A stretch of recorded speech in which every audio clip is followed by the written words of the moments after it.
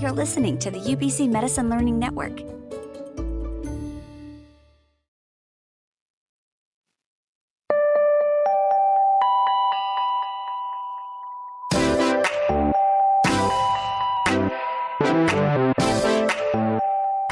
Hey folks, thanks for joining us today for a special episode.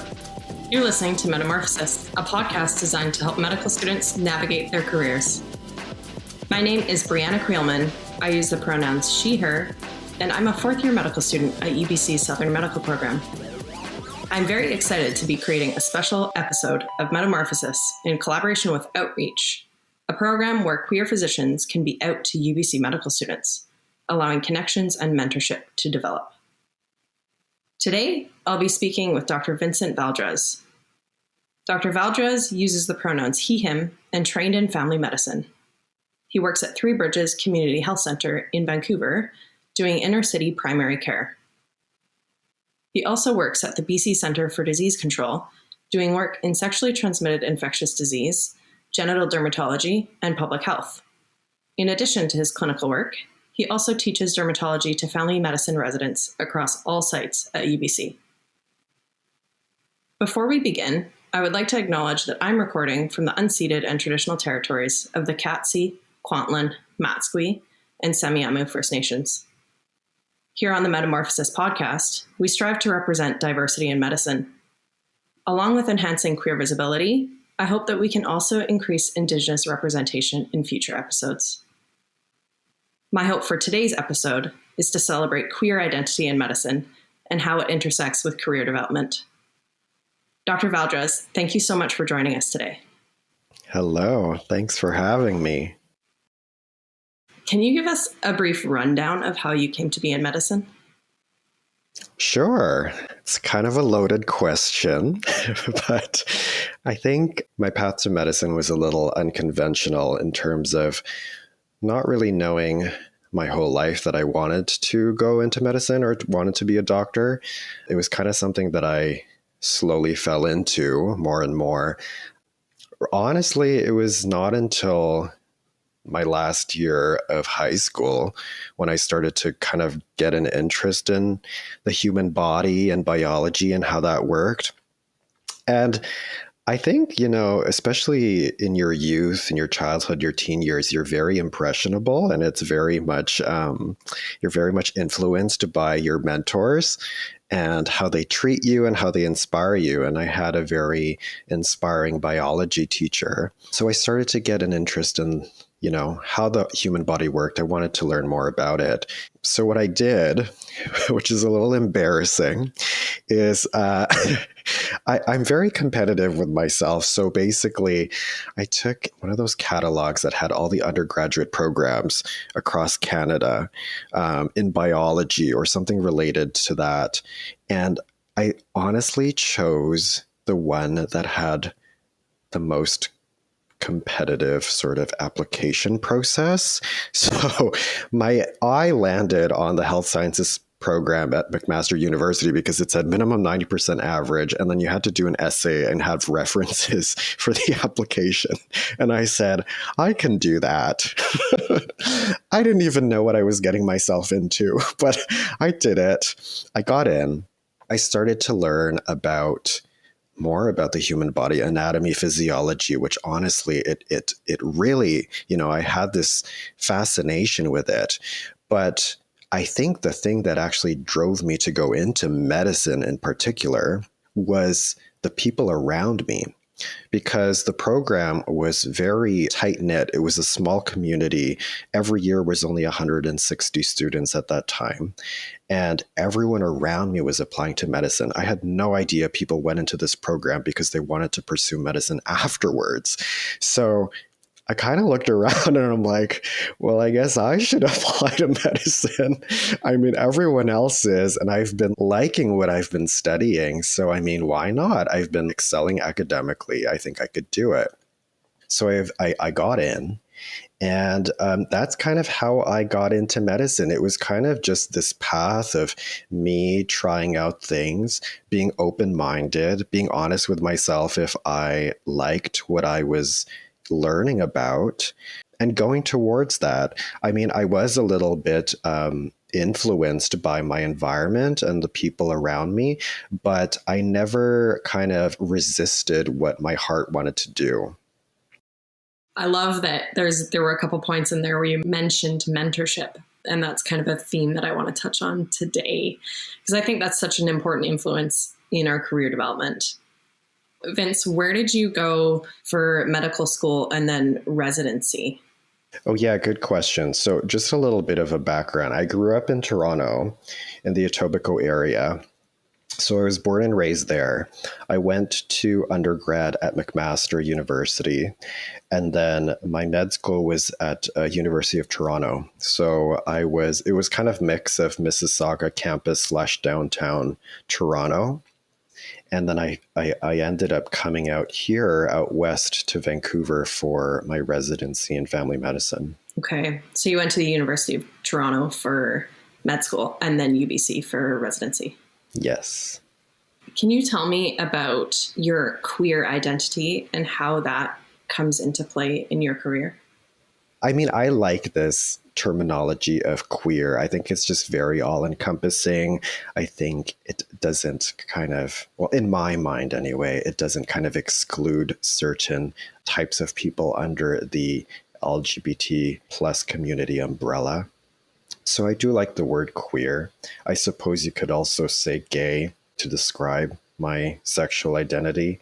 It's an interesting question that you ask, how does it play out in medicine? I think it certainly influenced my training. I think it influenced the way that I went through medicine in terms of kind of taking a while to find my voice, kind of taking a while to find my confidence, and my mentors. Mentors who looked like me, identified similarly.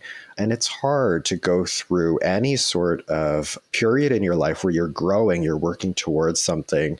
You're at a point where you don't have that confidence yet, and you don't really have anyone to necessarily look up to. I think I probably speak for a lot of people in that way, and not even in the sense of gender identity or sexuality, like even race. Do they even look like me? Do they have the same colored skin as me? Representation, you realize that it does matter, actually. It's not just this like buzzword that we need to kind of speckle into our curriculum or into society because we need a diversity hire or whatever. No, it actually, for people who have been marginalized for a long time and, haven't seen themselves in these positions of leadership and positions of decision-making and power, you realize how powerful that is to actually see someone like you in those positions. So that's one way. Kind of my delayed confidence in medicine is a way that my sexuality influenced me in medicine. I think now that I've been in independent practice and now that, I do have a confidence in myself and how I am and I can be myself fully, in life and in my practice, I think that influences the way that I practice because particularly in the workplaces that I'm in right now, both of them are workplaces that serve marginalized communities, the inner city population downtown, in terms of, STI work. The vast majority of our patients are from the LGBT, spectrum. So within those sorts of workspaces, the communities are already kind of marginalized in society. And so being someone who is outwardly of the same community, I think instills some sort of implicit confidence in their care provider that, hey, I can immediately trust this person who's caring for me because they somewhat share the same identity. I love that idea of the implicit confidence in their care provider. One thing I've started doing back in clerkship was having some sort of marker on me that identified that I was at least a safe space for people in clinical practice. I'm fairly straight presenting, so people have fairly heteronormative assumptions of me, which is fair. But I find in clinical practice, I want to create a safe space for the LGBT patients that I see. So often I'll wear like a bright rainbow lanyard. I love it because it brings some color to the colorless scrubs that we wear in the hospital, or even a rainbow bracelet or some sort of pride pin. Do you do anything like that? Or how do you kind of convey your queerness? Because it doesn't necessarily come off, like a racial identity comes off just by looking at someone. That's a really good question. Because, a lot of the times you look at someone and you really can't tell how they identify in whatever way in terms of their gender identity, their sexuality.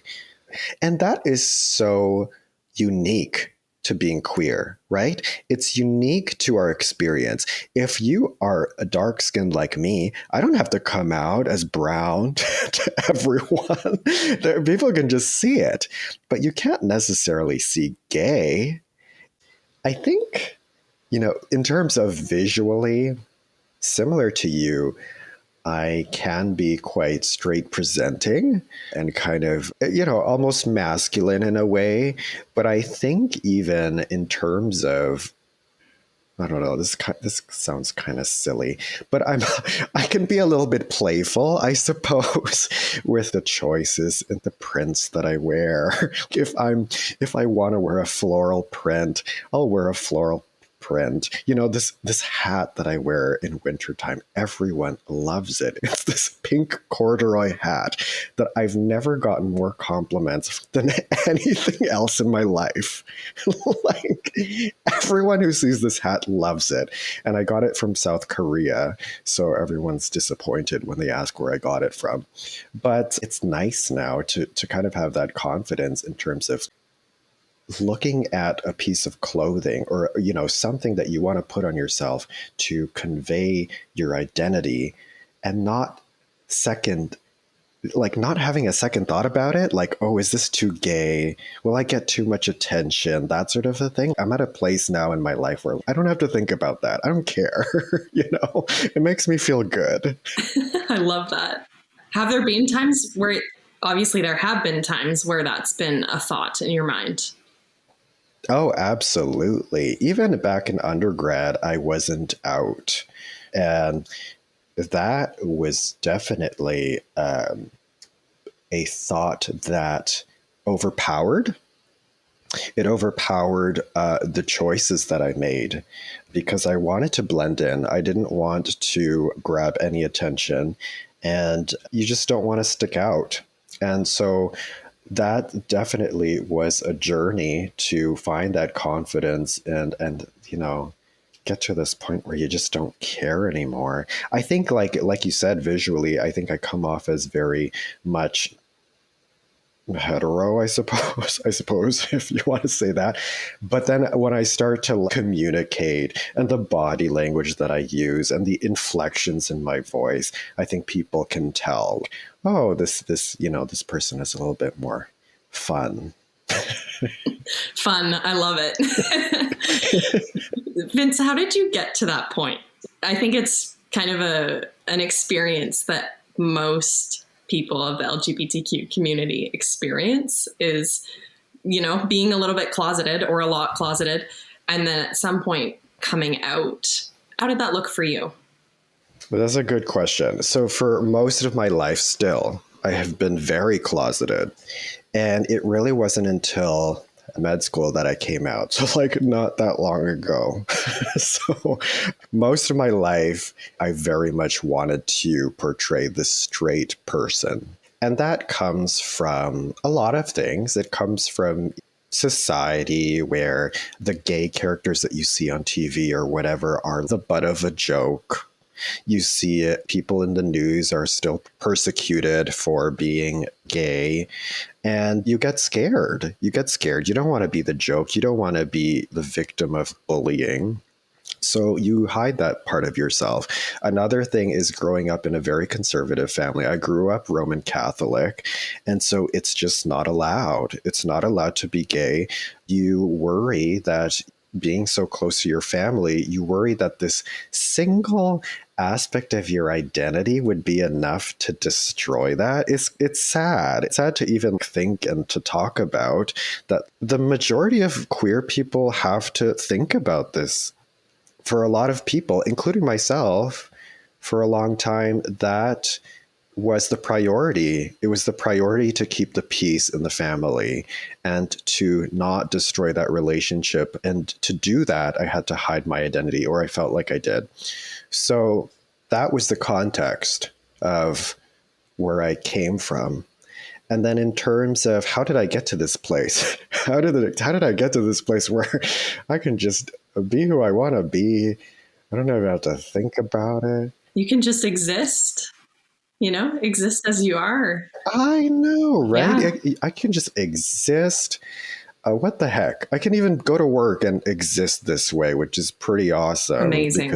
And we'll talk about it later, but going through training, I didn't really see this. So the way that I got here, I think two big things that happened in life. One was coming out to my family. I think that was a big part of it. And I ended up coming out because it was just at a point where, actually, it's a good question. Like, why at that time? One of my best friends kind of made me realize that I think it was at a point where I had enough confidence to do so because I was already in medicine. And so he said, you know what, maybe it's because if you think about why a lot of parents are scared about their kids coming out as gay, is because they're actually scared for their well-being, because they know that gay people have it harder in life. And so you coming out when you're already in medicine, you have medicine as almost a security blanket. Like, you're good. Regardless, you have a success there, and you have demonstrated that even though you're coming out as gay and will be disadvantaged by that, you have this other thing to offset this. You have medicine to offset this. Does that make sense? Totally. Yeah. I think like medical privilege. Hey, medical provider privilege. Yes. Yeah. Mm-hmm. Absolutely. So I think that's one thing. I think being in medicine, getting that confidence and that security to be like, hey, I've demonstrated that I can be successful being me, and you don't have to worry about me. So I'm just going to come out. So that's one thing. And then after that, the next couple of years following that, I've just grown closer to my family and my immediate family. And that was a journey. So that really increased my confidence to just be unfiltered is not the right word, but I guess unapologetically me. Number two was moving out here to Vancouver because I realized upon reflection, number one, everyone's gay here. I'm just kidding. Not everyone's gay here. But relative to Toronto, or at least where I lived, there are just so many more gay people here. The people are just not afraid to be gay, or there's just more gay clubs in the area that I lived here versus, like, I didn't live in church in that area of downtown Toronto, so I wasn't really part of the gay scene. When I moved out here in Vancouver, I was downtown, and a lot of gay people were roaming around downtown. And then the people in leadership, when I was in family medicine training, were outwardly queer. And it was like this. I was like, oh my gosh, you can do that? My brain didn't even know how to process that. You can just be yourself and be flamboyant and be whatever and secure a position of power. It was so foreign to me. And then there were people who were brown and Asian and non-binary and women, and it was just amazing to see this diversity finally in the leadership and the people who were training me. And that was really a catalyst. Coming out to my family, I was developing this confidence, and then seeing that in my career path, the leaders that I'm seeing now are outwardly this way. I was like, oh my gosh, I can just let go. I don't have to listen to this voice that's second guesses myself. Do I have to hide this part of who I am? So that's kind of how I got here. And then ever since that, I just didn't have to think about it. That's really cool. How has that been for you? If I were to sum it up into one word, it would be life-changing. And I didn't know this. I didn't realize all this that I'm talking to you about until years after I've lived here. Within a 6-month period of me moving to Vancouver, I knew that I felt like I belonged here. For some reason, I felt it. It felt more like home. And even though I would visit my family a few times a year, and the plan was to move back to Toronto after I was done residency, there was such a draw here. And I didn't know what that was. And it wasn't until a couple years later where I realized that it's because I was able to be myself. I was finally able to be myself, and I found a space to do that. And I think the physical distance, the geographical distance of moving across the country helped, because even though I love my family, and we're so close, we're really close. They're the best. But I think when you have a distance, such a distance from your family, your own voice starts to come out. And I'm not even talking about for people who are queer. I'm talking about when you grow up, you realize the things you learn are from the people around you, and you're influenced by the values of the people around you. It's not until you're isolated from them or you have some sort of distance where you start to hear your own values and your own sort of thoughts on life and the ways that you would go about, making decisions and stuff like that. And that was so liberating for me. I was starting to hear my own voice. And not only that, developing a community of people here that were so aligned with that. And so that's what kept me here. That's what kept me here. It's finding my voice, finding the people who are my people, and just being free and confident with that. And it just feels more wholesome. Amazing. At that stage of your life, residency, moving to Vancouver, fully living in your own self. What age were you? Probably 28. Yeah. So pretty later, right? Can I ask you, Vince, at what point did you realize or know that you were gay or maybe something different? Oh, pretty early. I'd say before adolescence, probably mid to late elementary school, where I started to feel, for some reason, I need to hide this about me. Wow. Yeah. It starts early. Mm-hmm. So, yeah, it's just interesting to think that you knew there was something to hide about yourself as early as elementary school. And then it was 28 years old where you felt like you could truly exist as you were. Yeah. Yeah. That's a long time to stay in the closet. I think you and I are on the same page about having visibility and representation in medicine. For me, as a fourth year medical student, it's important to see that representation in my preceptors, in leadership. For some of our listeners, it may not be apparent as to why that's important. Can you explain that? Yeah, that's a really good point. I totally agree that not everyone grasps the concept or the importance of representation. Why does that really matter? Particularly for people who are queer. Okay, you're a medical student. You're a learner in medicine. Medicine is the worst. It's you need to know everything. You need to impress everyone. You're dealing with sickness, health, life, and death. The stakes are so high. The demands are so much. The gravity of the situation is overwhelming. You have to deal with all of this. This is all going through your head. Now, imagine someone who has this baggage. They've been going on, and I'm not even talking about medicine anymore, their own personal baggage. They're going through life hiding this person who they are. They're feeling insecure about something inside them. And they have lived a life thinking that they're not allowed to be themselves. And whoever they are, or this part of who they are, is not meant to be successful because you don't see that success. So if you all of the sudden have a mentor, or maybe they're not your mentor, maybe you just see them in power.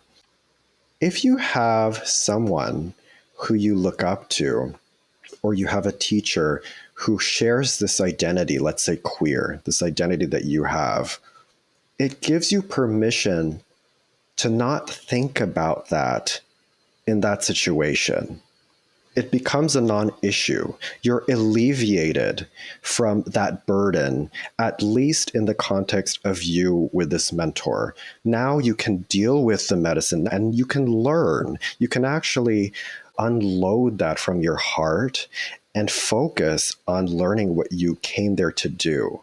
Totally. And it makes me think of when I did my elective at Three Bridges with you, Vince, and back to what you said about moving to Vancouver, and you said, everyone's gay here. I felt the same way when I landed at Three Bridges Community Health Clinic, because I usually live in Kelowna and there's gay people there, but nothing is like Vancouver. And I'd never practiced in medicine surrounded by other queer folk. It was amazingly affirming. It was a really cool space to learn in because I just felt like I could be myself because I saw myself in so many other people working there. It was really, really cool. It alleviates one of the pressures that you mentioned about all of the things that medical learners are trying to manage. Mm-hmm. Exactly. And there are people who are part of more minorities than me. Like imagine you have to deal with being non-binary. Let's say you're Black. Let's say you're non-English speaking. Let's say you're burdened with all of these things that make you disadvantaged in our society, unfortunately, at this time. And you're just here to do medicine. But you have all of this baggage that's weighing you down. How in the world are you going to be able to effectively do what you're here to do? And so it makes me happy to hear you say that everyone here at Three Bridges is gay. And I just don't need to worry about my gayness. That's exactly what I want to convey. Yeah, I'd never really experienced anything like it. It just made it even more apparent to me how important it is to have that representation.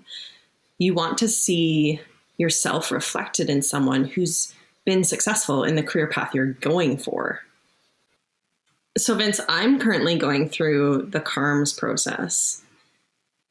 When you went through the residency application process, were you out in your applications? Because that's kind of a big question for medical students these days, and I'm sure before us, is are you out in the residency application process? That's an interesting question. In terms of the paper application, I was not out. I think it just didn't feel like it belonged in the paper application. Like it didn't feel like it would really make a difference. And sharing that part of me, I felt didn't have any bearing as to where I ended up or what specialty I ended up in. However, I do remember in interviews, it sometimes would come up, for example, with the St. Paul's program, for people who would ask me about why I would be so interested in something like that. It became relevant in the sense of demonstrating a sort of common understanding of being marginalized and being of a population that is underserved.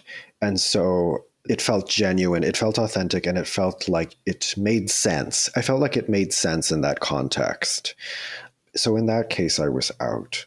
But if, for the most part, I don't think it was relevant for me. I'm curious, though, because you asked the question, what are your thoughts about that?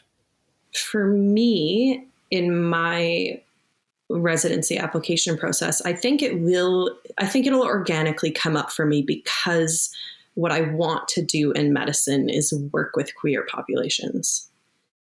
This kind of leads me to my next question and kind of the crux of our chat today, mentorship in medicine.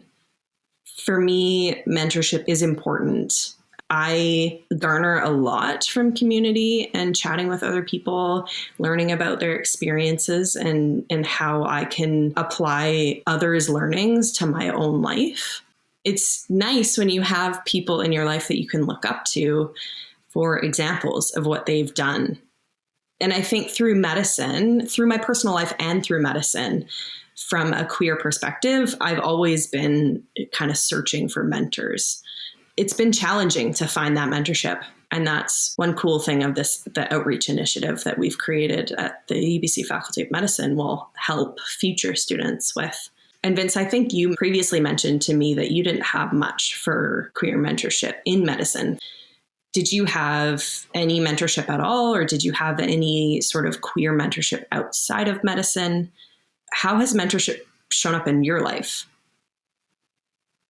It's a really good question. Queer mentorship is hard to find when you grow up, and not only are a lot of people closeted, but you yourself are closeted. So, I mean, you don't even allow yourself to find that mentorship about a part of your identity that you don't even accept yourself. So I think that was a big barrier for me for a long time. Because I didn't accept that part of myself, I didn't search for it. I didn't want to. It's kind of a common feeling, I think, of a lot of queer people, where you think to yourself, gosh, wouldn't life be so much easier if I was just straight? I wouldn't have to deal with all of this stuff. I wouldn't have to listen to this voice at the back of my head. Because of that voice, I didn't seek queer mentors or queer community or queer friends. Going through undergrad and medical school, the faculty and the teachers and mentors that I had, they didn't present that way either. They didn't present queer. I didn't have anyone who I necessarily could look up to going through medicine. And that made it challenging. That made it more challenging to accept myself. I was already not accepting myself. So not seeing the success of this part of my identity also kind of perpetuates that feeling of not wanting to lean into that identity either. And so it wasn't until I moved out here to Vancouver, and like you said, everyone at Three Bridges, which was my first clinical rotation, everyone at Three Bridges is gay. And just seeing that play out in a professional setting, in medicine, in positions of leadership was just so not eye-opening. Eye-opening is an understatement. It was just like the world was flipped upside down. It was like, this is okay. This is okay. And I can be myself. And that's when I started to develop mentorship, sort of relationships with people who were identifying as queer. You had your first elective at Three Bridges through the St. Paul's residency program. How did your career develop from there? Did you have an idea of where you wanted to go within family medicine, or did it kind of organically evolve based on where you were? Good question. It definitely evolved. I was one of those people who went into residency and I didn't know how I wanted my practice to look like. So for all those people who feel that way, it's a common feeling. I think it's not necessarily something that people share because it's kind of an awkward thing to feel not confident about where your life is going. But what I would say is that you need to keep an open mind and honestly just go with what your heart is saying and where your happiness is telling you to go. So my first rotation at Three Bridges was pivotal, I think, because I honestly, this sounds really weird, like ending up at the St. Paul's program. I honestly wasn't really certain if I wanted to deal with inner city medicine. I didn't know if that was, contrary to many of my colleagues in the same cohort. They applied to St. Paul's because they wanted to, stick with this sort of patient population. And though I did have some exposure to it, I didn't know if I wanted to shape my career around this. When I had my experience at Three Bridges, it showed me that, number one, I can be myself in my work. And also, it kind of was a space for me to, it's a little hard to articulate, but like visually, me being of a minority, i.e. being darker skinned, being gay, it somehow felt like an advantage in this setting. It felt like because I was outwardly othered, that people who were also feeling othered could automatically trust me because there was less of a visual hierarchy between me and the patients. Of course, I don't necessarily look like, my patients in all the ways, but there is something humbling about seeing someone who doesn't traditionally look powerful, who doesn't traditionally look like a physician. Honestly, actually, I would say that about a lot of the physicians at Three Bridges. We don't necessarily dress or present ourselves in a way that is traditionally like a doctor that you would see on TV, the ones that get interviewed, the ones that are the spokespeople of whatever organization. We don't look like that. We're very down to earth. And I kind of felt like I could leverage that. I could leverage my minority presentation to get people comfortable quickly.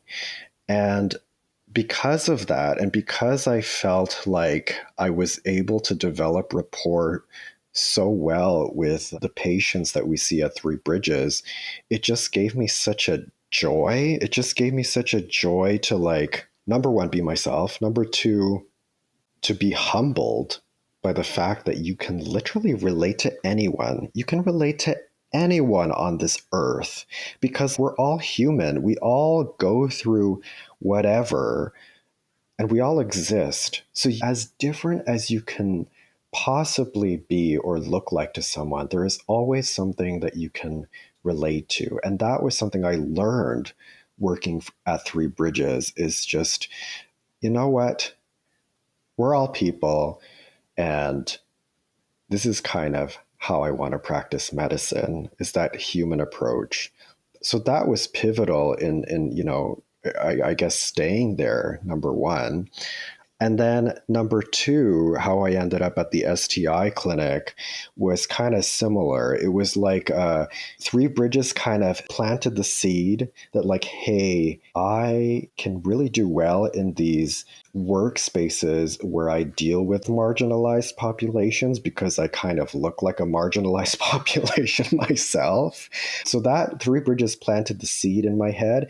And then when I got this elective at the STI clinic, I was like, oh, wow, marginalized population again. I love clinically what I'm doing. And so it just kept me there as well. It was an open-minded approach. I didn't know I liked STIs. When I tell people that I work at an STI clinic, the initial reaction is like, why? How did you even think about that or get there? And it was actually because of Three Bridges, because after Three Bridges, and I knew that I kind of wanted to work in that environment, I thought to myself, hey, I think I should know about STIs because it's pretty relevant to the inner city work that I do. That's why I did the STI elective. And then I ended up being blown away. I'm like, I love it here. I love this type of work. And that's what kept me there as well. So I think it's just important to be open-minded and you just do what you love. Sometimes you kind of just have to dissolve this idea of what you think your life is going to be or what your practice is going to look like because something just might grab your attention. And I think you should probably pay attention to that sometimes. That's great advice for our listeners. And in terms of your career development, it sounds like your queer identity played a significant role because number one, you mentioned that you could be yourself at work. And then number two, your identity gave you experiences that you shared with your patients. Totally. It reminds me of one thing I do is portfolio for UBC. So currently my group, I followed them through first year, they're in second year. They're such an amazing group and we have the best conversations and we go deep. And this most recent talk that we did was on diversity, inclusion, and equity. One of the students said, we were talking about representation and all that. And one of them said, when are we going to see diversity as a qualification, like a strength? And I just thought that was the most interesting concept because we kind of think of it backwards. Like we kind of think of all these people who are applying for this job are qualified, but we need to consider diversity. We need to make sure that everyone has an equal opportunity. Whereas what my student was saying was the reverse. When is the person who is diverse, when is that the qualification? That made me think about my own experience. And that's kind of what I was trying to articulate with my experiences at both of my workspaces, that I have learned subconsciously to use my diversity as my power. I found power in my diversity and that part of my identity. And that's a really cool thing. It's a really cool thing to go from the beginning of our conversation of being closeted for like 20 plus years and not wanting to be part of that identity at all. I wanted that part of my identity to disappear. And now being able to say that I actually use it to help people is pretty incredible. That is pretty incredible. In the work that you do, you're finding your diverse background to be an asset. And it sounds like that's not only your perspective, that's your patients' perspectives as well. And it makes sense. We have a diverse population, so why don't we have diverse providers? Exactly. I totally agree. It's like our people taking care of us should look like us. We should be a microcosm for what society looks like. You're totally right. We're so diverse. Everyone looks so different. Let's just take Vancouver as a small example. The people serving us should look like us. I mean, that's just how it is. And anything besides that is honestly just systematic racism. It's just people hate to admit it, but that's how society was built for so long. And maybe I shouldn't just say systematic racism, systematic discrimination, I should say. We were just disadvantaged for so long and we didn't have the opportunities. And so now we're playing catch up, right? These sorts of institutions are playing catch up with society, which is evolving faster than our medical community is. And now we're having these talks about diversity finally, and we're talking about representation, and it's starting to change. But yes, totally. It's like we should look like the rest of society. Agreed. Diversity as an asset and visibility and representation as essential pieces in the process of medical school, learning, and life, frankly. Vince, is there anything else that you wanted to add today? Well, I just to bring it home, I think it's pretty amazing that people like us who have gone through medicine, we are where we are.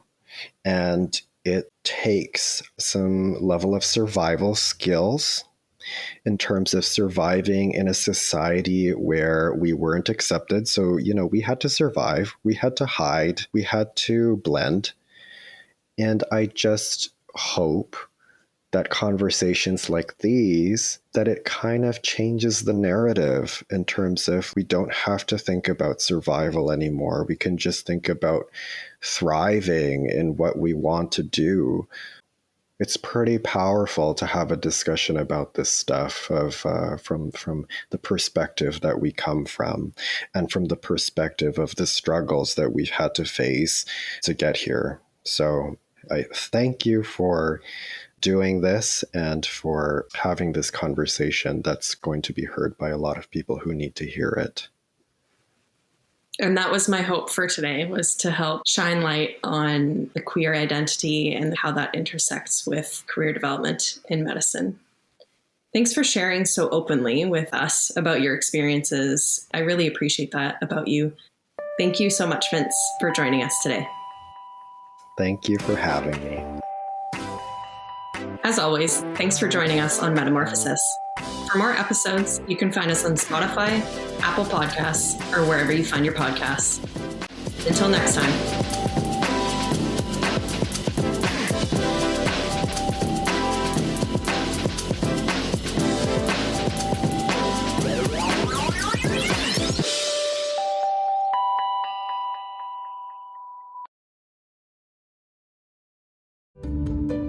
This has been a presentation of the UBC Medicine Learning Network.